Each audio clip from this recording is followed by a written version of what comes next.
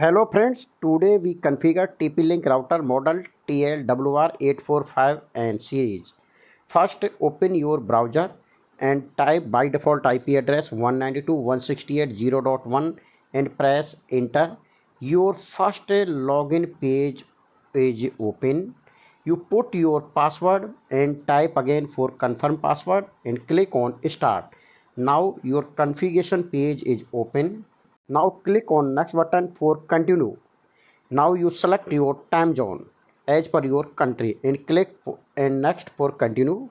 Now your router operation mode page is open. Select your wireless operation and click on next button for continue. Now router quick setup WAN connection type page open. You select as your ISP provide Wi connection. I choosing triple POE connection and click on next button for continue. Now you put your username and password given by your ISP and click on next button for continue.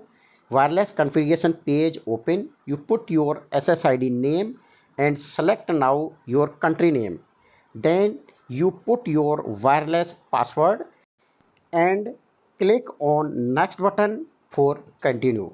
Your router quick setup configuration is complete. Now click on save button to save your configuration.